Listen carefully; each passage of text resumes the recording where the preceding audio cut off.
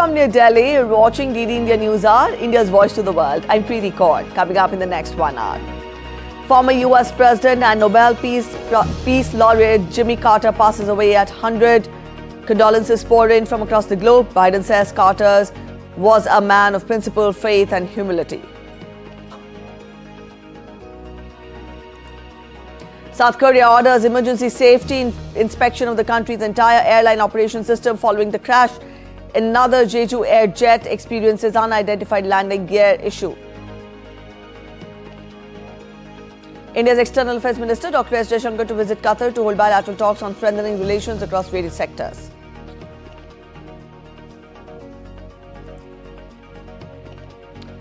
Indian Space Research Organisation to launch 2 satellites to demonstrate docking and undocking of spacecraft in the orbit will become 4th country to enter the elite club. In cricket, India bowl out Australia for 234 in second innings of the Melbourne Test, need 340 runs to win on the final day.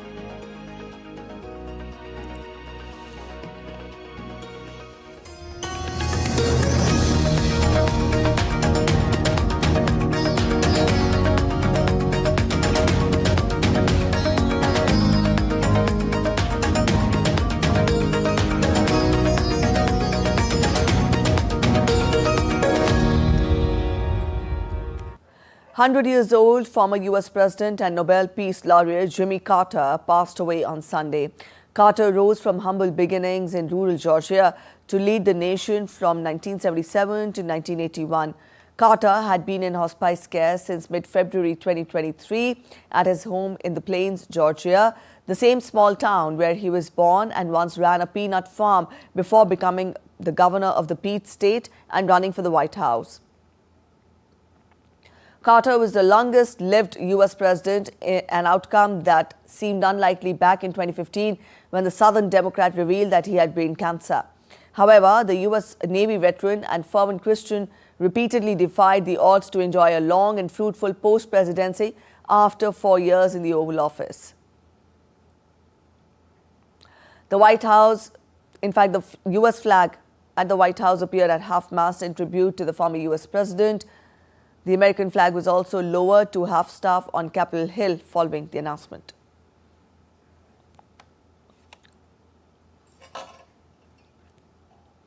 Jimmy Carter's 1977 to 1981 presidency included successes like the Camp David peace accords, but also enough controversies for the U.S. voters to see him as weak and send him packing after only one term. Carter's legacy, however, was largely built on his post-presidency in the longest this was the longest in the U.S. history. Up next on your screens, we'll get to important moments of Carter's career: the Panama Canal. Carter signed treaty with Panamanian leader Omar Torrijos on September 7, 1977. Morality in politics. Upon his arrival in the Oval Office, Carter placed human rights at the heart of his agenda. Carter signed the International Covenant on Civil and Political Rights in 1977. The Camp David Accords. In September 1978, on Carter's initiative, Camp David Accords were signed between Israeli Premier Menachem Begin and Egyptian President Anwar Sadat in his presidential retreat in Camp David for peace between Israel and Palestine. Crisis of confidence. In the summer of 1979, his 5 cabinet members resigned when the economy was rocked by inflation and his approval rating in free fall. He also said in July 15 that his nationwide television speech that it was a moment of national crisis, of confidence in the future of America. Iran hostage crisis. The hostage crisis, more than 50 Americans were held for 444 days at the U.S. Embassy in Tehran from November 1979 to January 1981. The military rescue mission was failed and Secretary of State Cyrus Vance resigned.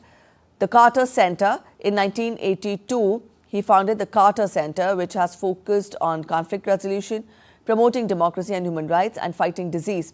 Carter traveled extensively, supervising elections from Haiti to East Timor and tackling thorny global problems as a mediator. Next was the Elders. Carter was also a member of the Elders, a group of former world leaders founded by Nelson Mandela in 2007 to promote peace and human rights.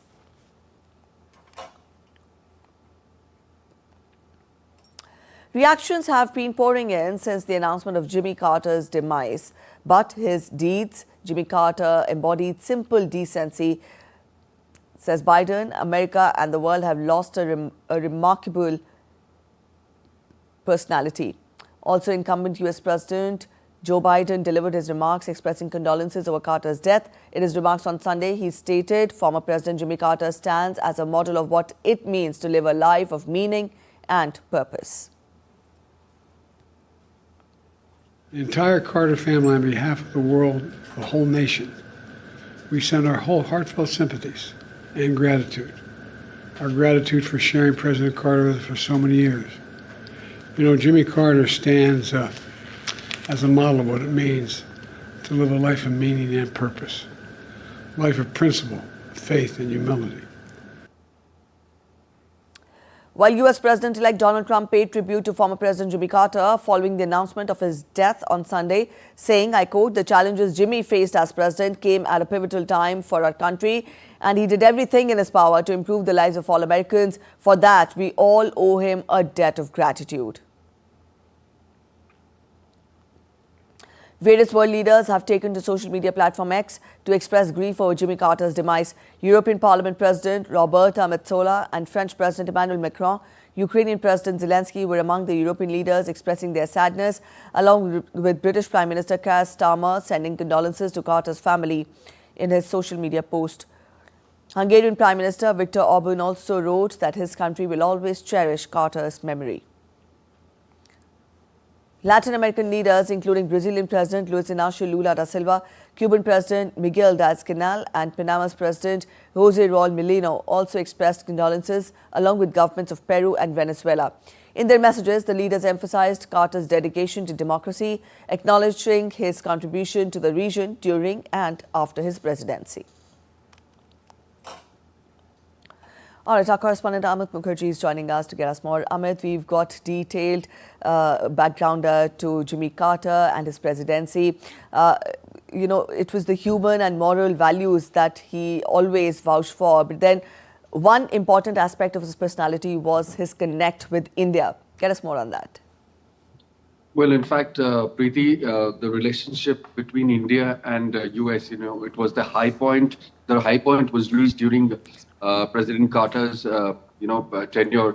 In fact, his visit in 1978, 1st of January, when he had come to India, he had emphasized, the relationship, how to strengthen the relationship between the two democracies. In fact, he had tremendous faith, and he was highly moved, immensely moved by India.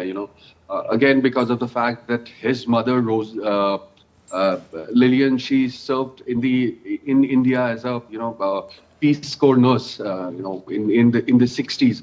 So in fact he stressed a lot on the Indian values, India's moral and the democracy with both the countries shared. In fact, on 1st of January 1978, he addressed the crowd also at the Ramlila Maidan in New Delhi, where he also talked about how both the countries should strengthen the relationship, and the world should also learn from the friendship and the consultations which the two countries have been engaging in.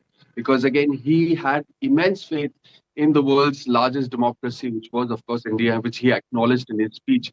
In fact, he also visited a village in Gurugram, where his mother had also served as again the Peace Corps nurse in the 60s, and that village is today named as Katapuri. And this village has been having a long-standing relationship with the White House ever since Jimmy Carter had visited India in 1978. In fact, and it goes back, that on 3rd of January every year, this particular village remembers Mr. Carter's visit. And they have been celebrating every moment, and in fact it's also a sad day for that village people, for those village people who had who had a long-standing relationship with the US because of President Carter's visit to India in 1978 during the tenure of Morarji Desai, who was the Prime Minister of India at that time. Preeti? All right, Amit, thank you for joining in with those details. And now we'll get to updates on South Korea plane crash. South Korea's acting president, Choi Sang-mok, on Monday ordered an emergency safety inspection of the country's entire airline operation system once the recovery work on the Jeju air crash is finished. The acting president, who was only appointed on Friday, visited the site of the crash on Sunday.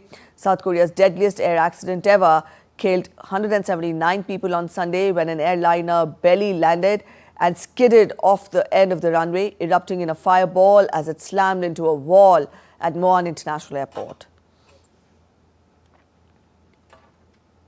A day after Muan disaster, another air passenger jet reportedly experienced a landing gear malfunction on Monday.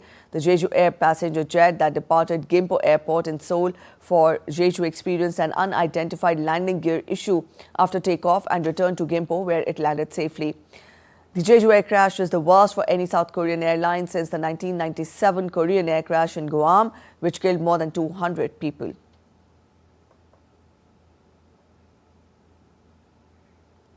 The Muan airport crash also marks the first fatal accident for Jeju Air, one of the South Korea's largest low-cost airlines, which was set up in 2005. The disaster is a national tragedy for South Korea, which has been embroiled in a political crisis after President Yoon Suk-yeol and his temporary successor were both impeached by parliament.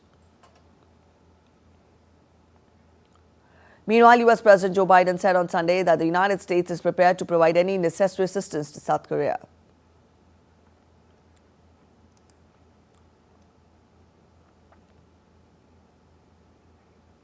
All right, our correspondent Anil Thomas gets us more. Anil, we've just given the broad updates to our viewers with regard to the air crash. Get us more on the investigation. What more can you add?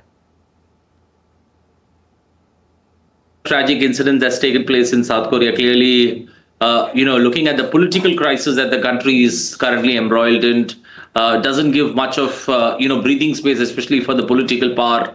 And there seems to be some kind of unity that's actually, arisen, considering this worst fatal accident that South Korea has seen. Remember, the last time that we saw such a fatal accident was the Air China plane crash that killed almost 129 people on board.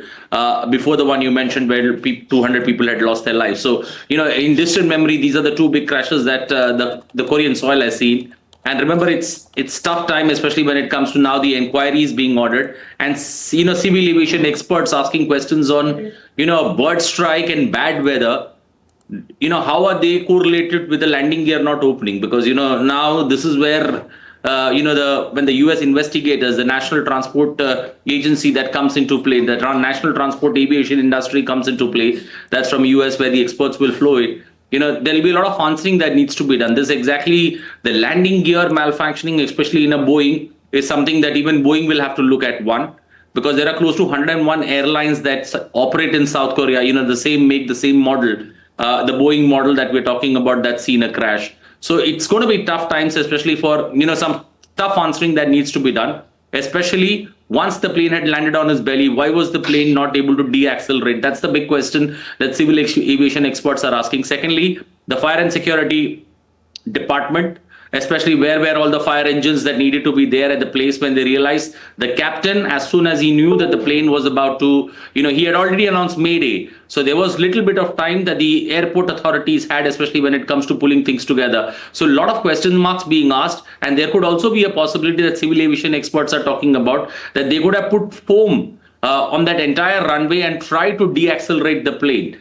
Question marks being raised, and where exactly and what went wrong with the pilot. I think the black box, they have been able to locate the black box, which is a very crucial part of any, disaster like this. And I think we'll get more answers once those black box and the details of it are explored further by the investigating agencies, and we get answers. Question marks, a lot of question marks being raised, but we'll surely looking forward to getting some answers once those joint investigation teams come together and, analyze this problem in a much better fashion. All right, Anil, we'll leave it here. Thank you so much for joining in with those details. South Korean authorities have requested an arrest warrant for suspended President Yoon Suk-yeol over his short-lived declaration of martial law. South Korea's Joint Investigation Unit said on Monday that it sought Yoon's arrest on insurrection and abuse of power charges after the impeached leader ignored 3 summons to appear for questioning. The court will decide whether to issue an arrest warrant following the request. Yoon was suspended from presidential powers after being impeached by Parliament earlier this month over his decision to briefly impose martial law. A constitutional court trial is ongoing into whether to reinstate Yoon or remove him permanently from office. It has 180 days to reach a decision. On Friday, the court held its first preparatory hearing where a request by Yoon's lawyers for a postponement in proceedings to better prepare was denied.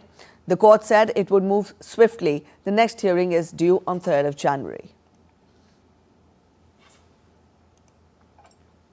Azerbaijani President Ilham Aliyev demands that Russia admit that it fired an Azerbaijan airline passenger jet before it crashed, accusing Moscow of initially trying to cover up the cause of the fatal disaster. Aliyev honored the victims of the crash at a ceremony at the Alley of Honor in central Baku. Aliyev also awarded the crew posthumously with the titles of National Hero of Azerbaijan. He makes the acquisition in an interview at Baku airport 4 days after the plane crashed in Kazakhstan, killing 38 of the 67 people on board. Aliyev said he wanted Russia to accept it was guilty of downing the plane and to punish those responsible. Azerbaijani officials have suspended that aircraft was hit by a Russian air defense system as it tried to land in Grozny, capital of the Russian Republic of Chechnya. First, the Russian side should apologize to Azerbaijan. Secondly, it must admit its guilt. Thirdly, the guilty must be punished, brought to criminal responsibility, and compensation must be paid to the Azerbaijani state, the injured passengers, and crew members. These are our conditions. The first of them was already fulfilled yesterday. I hope our other conditions will also be accepted. You're watching DD Indian News Hour. We're heading for a short break. But after the break, Mikhail Kavalashvili, the far-right former footballer, sworn in as president of Georgia. Syria's new leader, Ahmad al-Shara, makes public the ambitions of the new administration in Syria, says holding new elections in Syria could take up to 4 years. Valencia residents demand resignation of regional leader Carlos Mazin for deadly floods.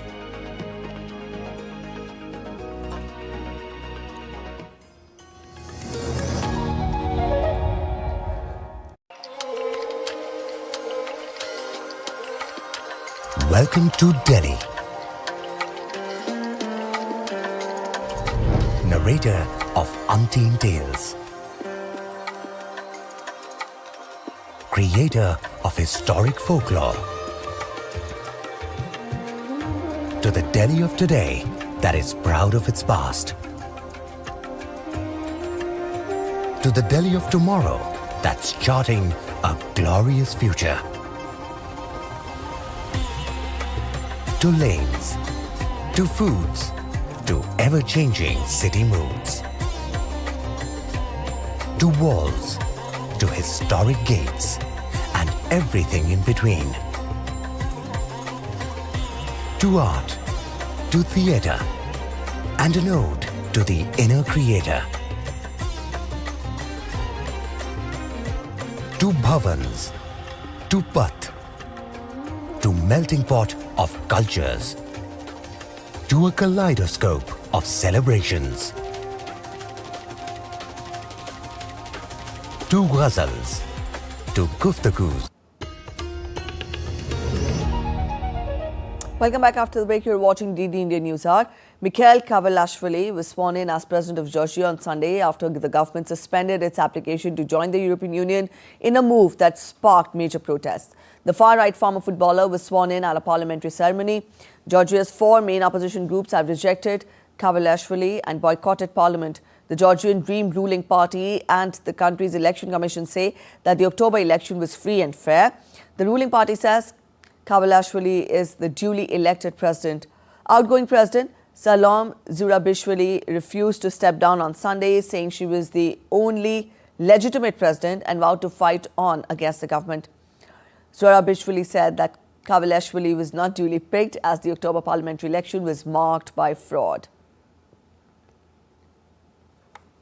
Meanwhile, thousands of Georgians protested in the capital Tbilisi as the new president allied with the ruling Georgian Dream Party was inaugurated. A number of protesters were detained by police.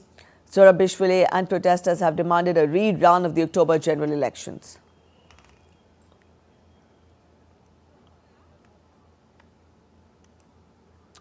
Croatia's incumbent president Zoran Milanovic was won the most votes in the first round of presidential election on Sunday, but fell just short of a majority and will have to go to a second round. Facing off against other 7 candidates, Milanovic is leading in the polls with his main challenger Dragan Primorac far behind him. Milanovic, the opposition Social Democrats candidate, won 50.1% support. Primorac, the candidate of the ruling Croatian Democratic Union, won 22.3% support. The results came after an exit poll released immediately after the polling stations closed.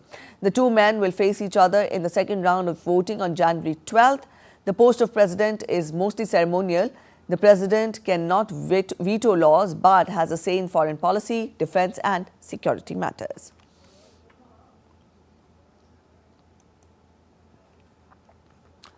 Shah voted in a general election on Sunday that the government had hailed as a key step towards ending military rule. Voting was marked by low turnout. After polling stations closed, turnout stood at 52.37%. The opposition had called for a boycott of the election, saying the results had been decided in advance. Voting in Chad had taken place against a backdrop of recurring attacks by the jihadist group Boko Haram.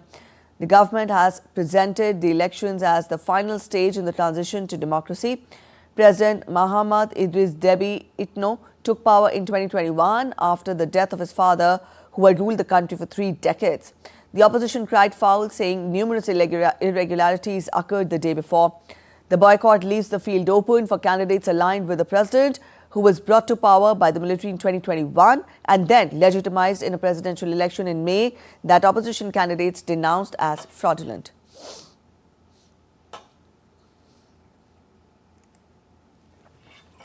Holding new elections in Syria could take up to 4 years, Syria's new leader Ahmed al-Shara has said in an interview with Al Arabiya on Sunday. Now, this is the first time he has commented on a possible electoral timetable since Bashar al-Assad was ousted this month. Shara revealed plans to draft a new constitution within 3 years. He also said it would take about a year for Syrians to see drastic changes.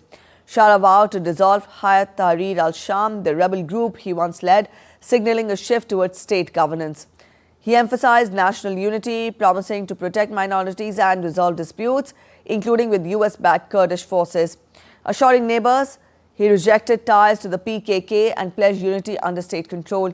Shara also appealed for the US sanctions to be lifted, underlining strategic ties with Russia.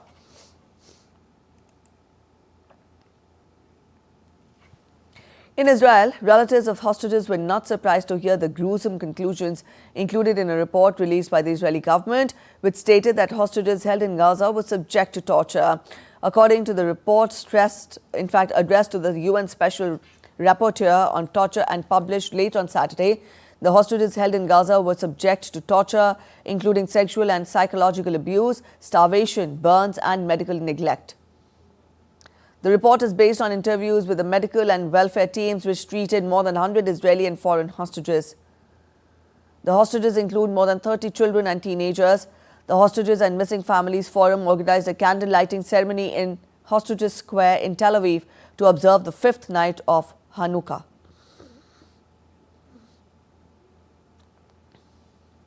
I don't need to hear these things. I know it already for 150 days. Nothing is new. Everything is the same. And I feel shame. And I feel shame that our government, they don't do enough to bring us to the place that we belong, to the lightness, not to the darkness. Israel Prime Minister Benjamin Netanyahu was scheduled to undergo surgery to have his prostate removed. Local media reported that Netanyahu's lawyer in his long-running corruption trial requested the court to cancel the hearing in which he was scheduled to take the stand, as the Prime Minister will remain in hospital for several days.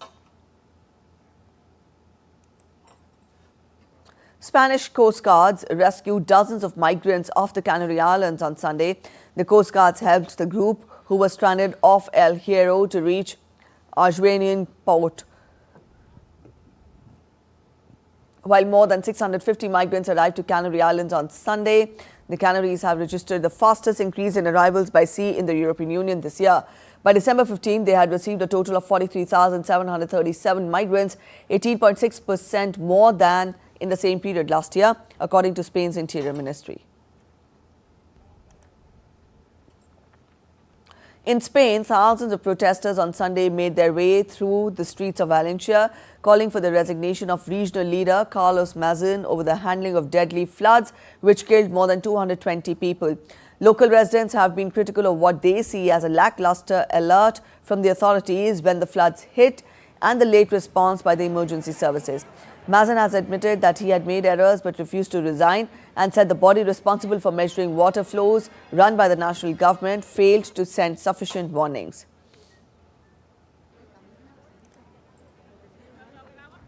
Slovakia's healthcare system is facing a dire crisis as doctors in the country are resigning in protest against poor working conditions, insufficient funding and relatively low salaries.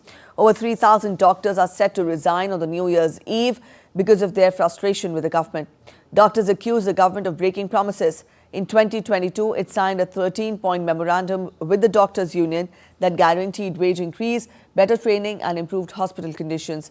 The Slovak government recently approved a wage boost to ease tensions.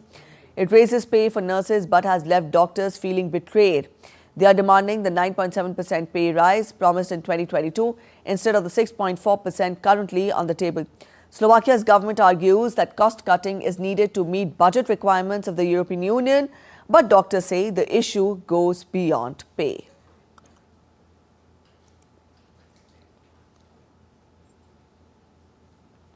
Big waves are pummeling the coasts of Ecuador and Peru, leaving scores of ports closed and at least 2 people dead.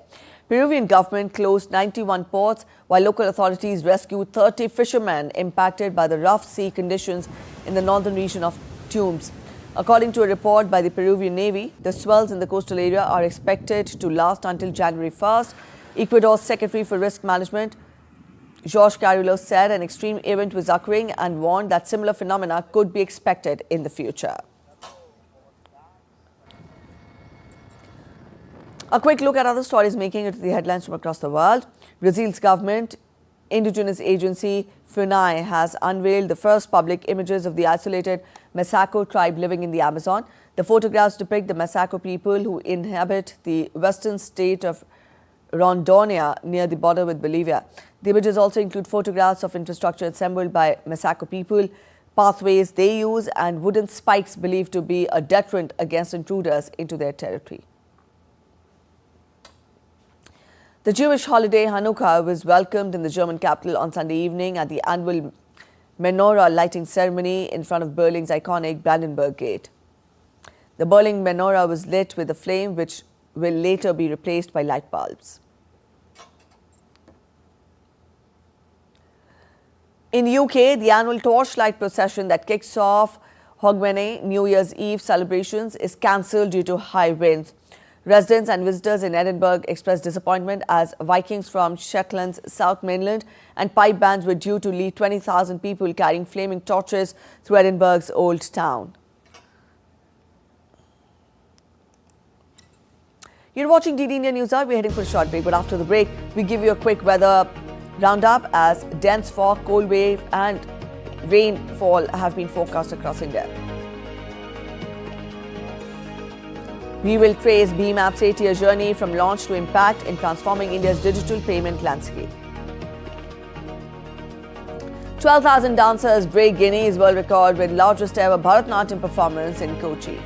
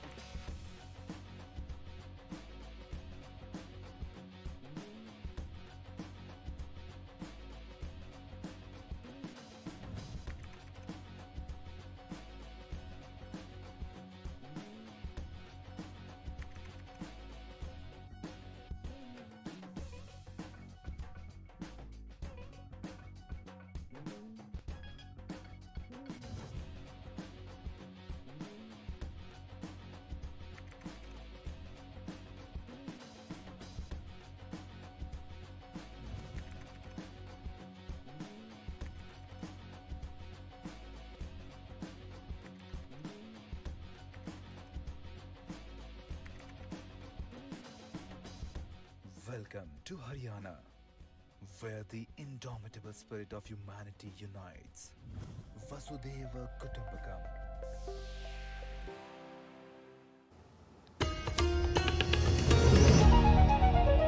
Welcome back after the break. You're watching DD India News Hour. A quick relook at the top stories now. Former US President and Nobel Peace Laureate Jimmy Carter passes away at 100. Condolences pour in from across the globe. Biden says Carter, a man of principle, faith and humility.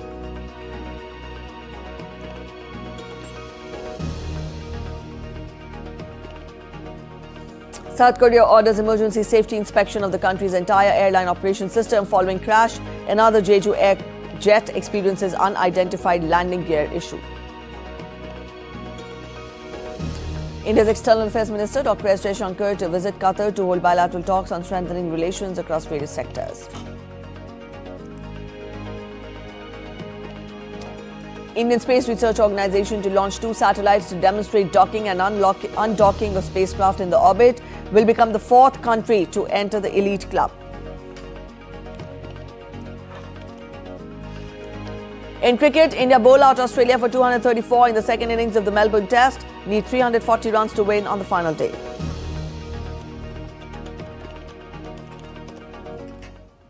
India's External Affairs Minister Dr. S. Jaishankar will today leave for Qatar on an official visit. During his 3-day visit, Dr. S. Jaishankar will meet the Prime Minister and Foreign Minister of Qatar, Sheikh Mohammed bin Abdul Rahman bin Jassim Al Thani. The visit will enable both India and Qatar to review various aspects of bilateral relations, including political, trade, investment, energy, security, cultural and people-to-people ties, as well as regional and international issues of mutual interest.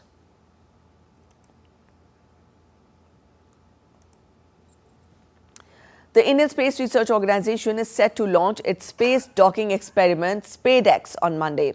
The mission will use PSLV C-60, lifting off at 9:58 p.m. IST from Sriharikota. SpaDex marks a milestone showcasing India's expertise in spacecraft docking technology. SpaDex will deploy 2 identical satellites. Key objectives include performing precision rendezvous and docking maneuvers, validating power transfer between docked spacecraft and operating payloads post-undocking with a 2-year lifespan. This capability is vital for India's lunar and interplanetary missions. Docking technology enables multi-launch missions and supports future human spaceflight. Only the US, Russia and China have mastered such advancements so far.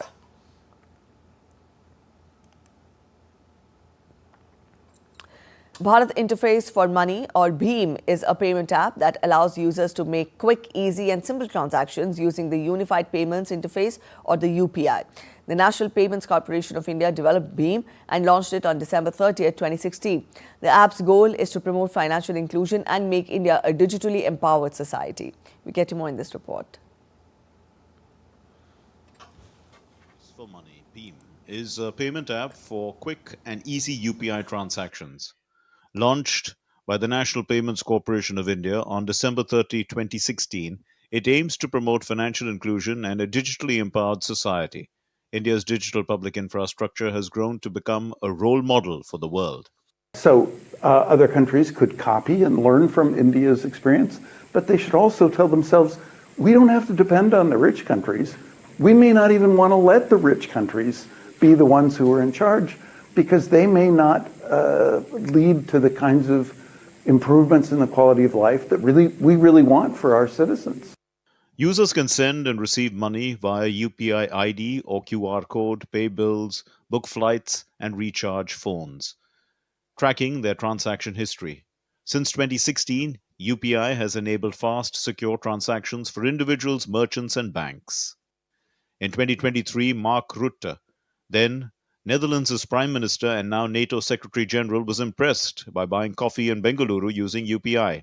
Well, it looks very simple and easy, but I have no idea of all the ramifications, so I cannot claim that I'm now an expert on this, but it was fascinating to go through the experience once. But more importantly is what you can buy with it. Here's how BHIM UPI works. VPA, unique address for transactions. Mobile Aadhaar, link to bank account for easy access. UPI PIN, 4 to 6 digit secure PIN. limits daily transaction limit of 100,000 rupees or approximately 1,370 US dollars.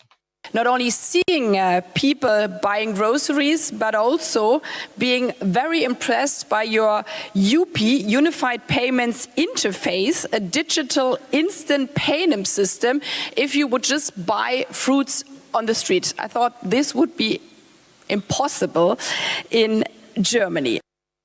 Most major banks in India, including public sector, private sector, and cooperative banks, participate in the BHIM UPI ecosystem.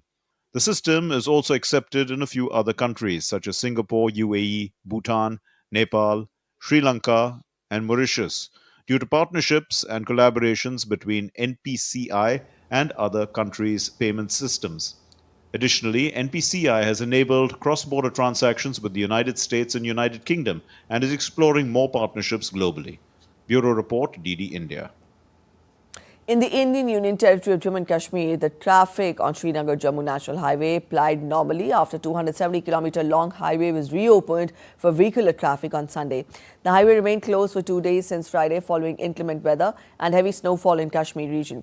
All the stranded vehicles were cleared to reach their destinations on both sides of the highway. However, the Mughal Road, Sonmarg, Kargil Road and Bhadarwah, Chamba Road in Jammu region remained closed due to snow accumulation. The snow clearance operation by Border Roads Organisation is underway at Zojila Pass to clear it for traffic movement between Srinagar and Kargil in Ladakh region. The train service between Baramulla and Banihal ran as per schedule with speed limit due to snow accumulation on rail tracks. Air traffic at the Srinagar International Airport was also restored on Sunday.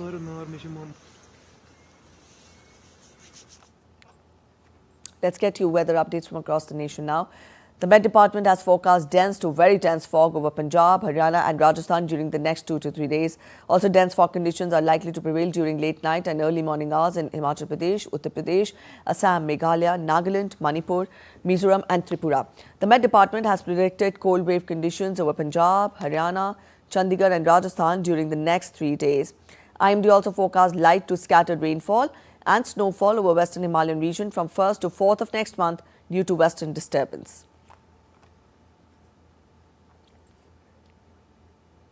All right, our correspondent Siddharth Bhardwaj is joining us to get us more. Siddharth, good morning. We've just given a broad outlook of the weather across the country, but you're in Delhi. Tell us, how has the morning begun? A very good morning to you, Preeti. And as you can see behind me, there's a slight fog which is there in the air, and Delhi woke up to a foggy weather, and it's a slight chill in the air. Some jackets, some extra covers have come onto people. The IMD has although predicted that the maximum and the minimum and maximum temperatures will be around 11 degrees Celsius to around 18 degrees Celsius, or perhaps 18 to 21 degrees Celsius. That's the prediction by the IMD. Apart from that, Preeti, like I also mentioned that there's a slight chill in the air as well. Also, 35 km/h wind speed is also predicted by the IMD. Also, a pleasant weather. IMD has said, the weather office has said that a pleasant weather will be there throughout the day. But the thing is this, that people will be entering the new year with a chilly weather. So that's the thing which is which IMD had predicted. And of course, Preeti, 2 days back, a 101-year record was also broken when Delhi received highest rainfall in 24 hours, which is about 41.2 millimeters. And also highest rainfall in the month of December, which is around 71.8 millimeters. So that's the thing, and that light showers also improved somehow the air quality as well, Preeti. It is somewhere around 183, which comes in moderate category. A few days back it was in a severe category, and then from severe to very poor, and now moderate. So yeah, there's a slight improvement in AQI altogether. As people are really happy with the light showers and heavy showers that took place, that improved the air quality. Apart from that, today the weather will be around 11 degrees Celsius as the minimum temperature and maximum temperature around 18 to 21 degrees Celsius. That's the weather report that we are getting for you right now. People, as I said, that they are back with some extra covers, some jackets are on as people are going. The normal life is going good as the chilly wind is not disrupting the normal life. The office goers and all other people who are going to their businesses are quite happy with the weather. Like I said, the AQI has improved, but there's a slight chill in the air, which people are bearing, with a smile on their faces. Preeti. All right. So they're bearing the chill with a smile on their faces. Thank you, Siddharth, for joining in with those details. The upcoming Navi Mumbai International Airport marked another milestone as the first commercial flight of Indigo landed on the runway. It is going to be the greenest airport in India and will have a superior connectivity with ports, railway, metro, rail and proposed water transport. Take a look at this report. Few months away from getting operational, the Navi Mumbai International Airport today witnessed the landing of the first commercial flight. The Indigo flight A320, which landed on the south runway of NMIA, received water cannon welcome by Rosenbauer fire engines. Indigo 320 took off from Mumbai Airport and landed at south runway at NMIA. While speaking to media, Vijay Singhal, CEO SIDCO, said around 84% of the airport construction work is complete and will be inaugurated on 17th April 2025.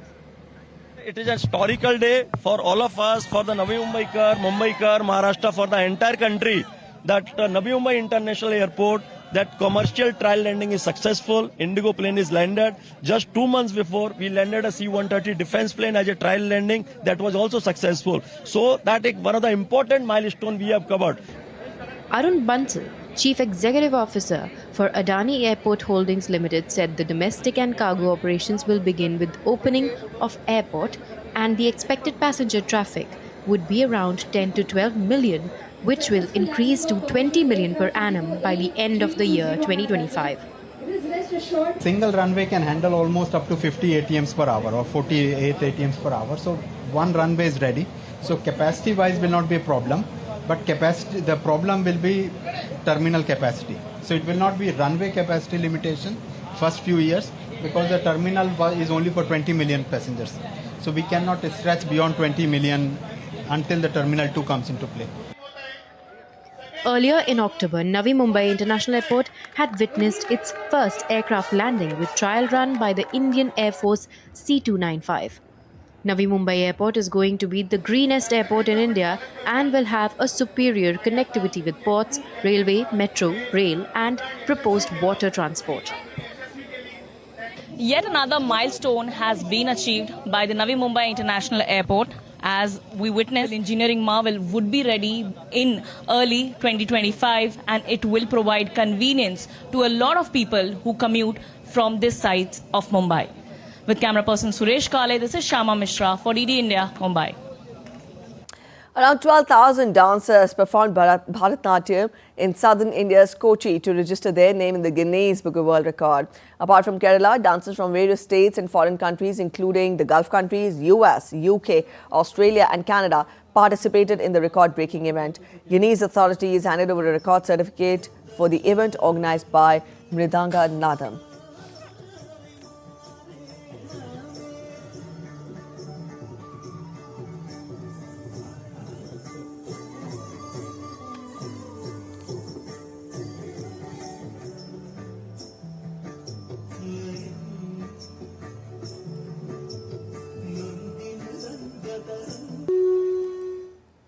A quick look at other stories making it to the headlines from across India. As India's northern state of Himachal Pradesh has been reeling under heavy snowfall, tourists are enjoying in Manali-Solang Valley. Earlier, the state police safely evacuated over 10,000 stranded tourists, where around 2,000 vehicles were trapped in the area.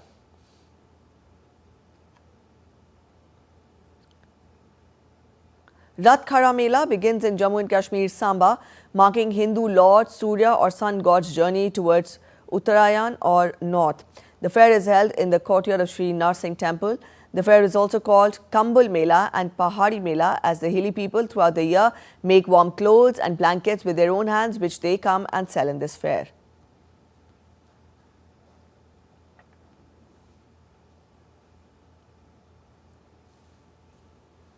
The Central Hospital on the sprawling Kumbh compound has got an adorable mascot, a baby born in the makeshift but fully equipped hospital in North India's Prayagraj. The delivery was conducted by the experienced doctors and both mother and infant are healthy. The birth of the baby on the banks of Ganga is being seen as an auspicious beginning to the Maha Kumbh fair beginning from January 13th. A quick break ahead, but after the break on DD India News Hour, we show you Asian markets dipping as US Treasury yields weigh on equities and dollar ahead of key economic data. Top-ranked Magnus Carlsen joins chess world blitz champs after Jean's dispute. New Yorkers and tourists gather for practice confetti drop ahead of the New Year's celebration.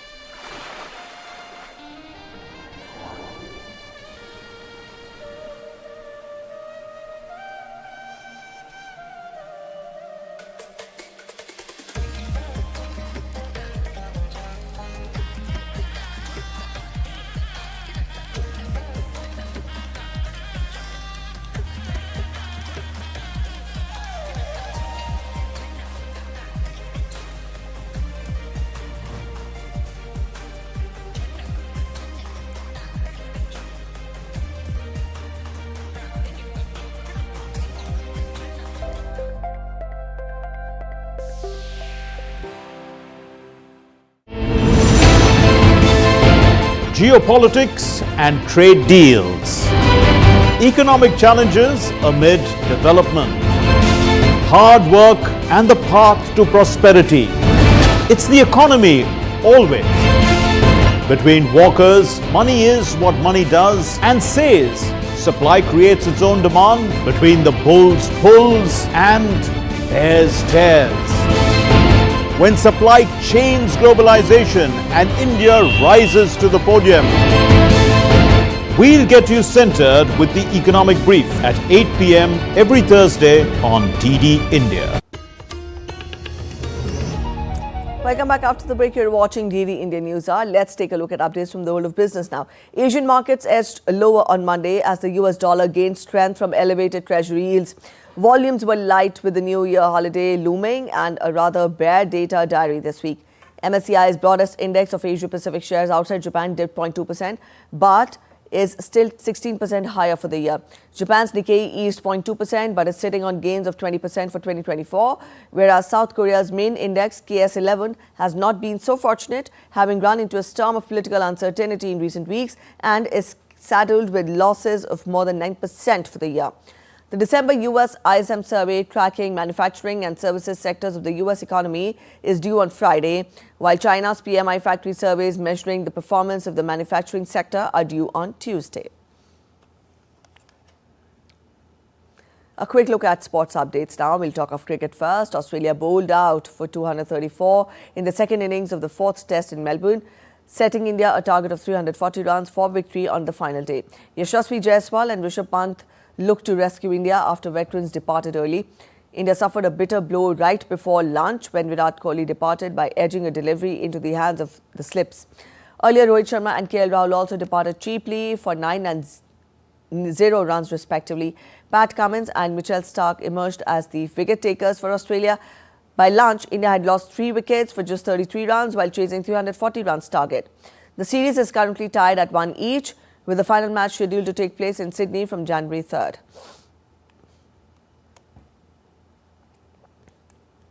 Top-ranked chess player Magnus Carlsen has confirmed his return to the World Blitz Championship tournament on Monday. FIDE has agreed to relax a dress code that had previously led to him being fined and excluded from the late-round game in another tournament for refusing to change out jeans. FIDE President Arkady Dvorovich stated on Sunday that tournament officials would now consider allowing jeans paired with a jacket and dress code. Meanwhile, Carlsen announced in a video that he would compete and wear jeans at the World Blitz Championship starting Monday. Savino and Erling Haaland scored to give Manchester City a much-needed 2-0 victory over Leicester City at King Power Stadium on Sunday. This is the champions' first win in 5 Premier League games. Pep Guardiola marked a major milestone, reaching 500 matches in charge of Manchester City in all competitions. City's second win in 14 games across all competitions meant that they clinched 2 spots to the 5th place in the standings with 31 points. Leicester remain in the danger zone in the 18th place. Savino scored his first goal for City in the 21st minute, capitalizing on a rebound from Phil Foden's shot after Leicester's goalkeeper pushed the ball into his path. Haaland doubled City's lead in the 74th minute with a header from Savino's cross.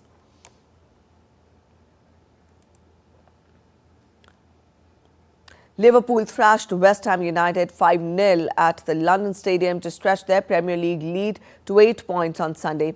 Salah scored 1 goal to take his tally for the season to 20 and assisted for 2 others as Liverpool outclassed their hosts.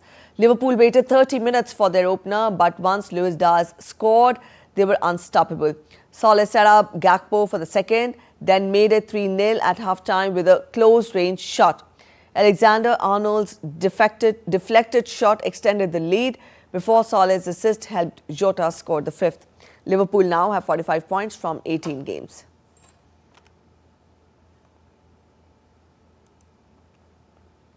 Former Italy defender Fabio Cannavaro has been appointed new head coach at Dinamo Zagreb, the Croatian club, announced on Sunday. The 2006 World Cup winner and Ballon d'Or recipient returns to management after a brief stint with Udinese earlier in the year, where he had led the side for only 6 matches. The 51-year-old was previously caretaker manager for China's national team and Al Nassr in Saudi Arabia. He replaces Nenad Bjelica, who was dismissed following lackluster results in the top-tier Croatian Football League, where the side is third, 7 points behind Rijeka at the top.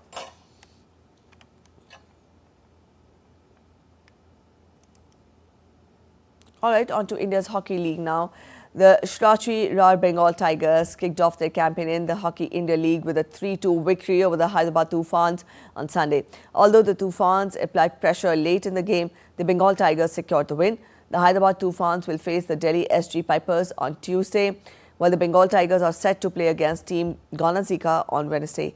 Returning after 7 years, this is the 6th edition of the Hockey India League, which will run until 1st February 2025. All right, moving to India's Kabaddi League, Haryana Steelers won their first ever Pro Kabaddi League title after defeating Patna Pirates in an epic final in Pune on Sunday. Steelers, who finished top of the table in the league stage during PKL Season 11, produced an outstanding display on the mat to get better of Patna Pirates to 32-23. For the Haryana Steelers, Shivam Patare scored 9 points. Mohammad Reza Shaldoi bagged 7 and Vinay added 6 more to the cause. The champions were awarded 3 crore Indian rupees, while the runners-up, Patna Pirates, bagged 1.8 crore rupees. Ahead of the famed ball drop on New Year's Eve, crowds gathered to watch a practice confetti drop in New York City's Times on Sunday. Take a look.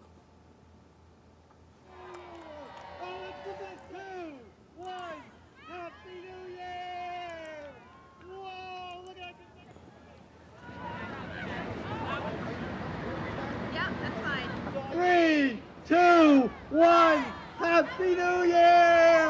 Whoa, and that confetti is twisting. We all want good health, a good job, love, success for our family. ready or we can get that. You guys, can I get the three of you? All right, that's it in this edition of DD India News Hour. But let us know your thoughts on the news of the day. For those of you on the go, you can get all the latest news and updates from India and across the world on the DD India mobile app. This app is available on both Android and iOS platforms, and you can download the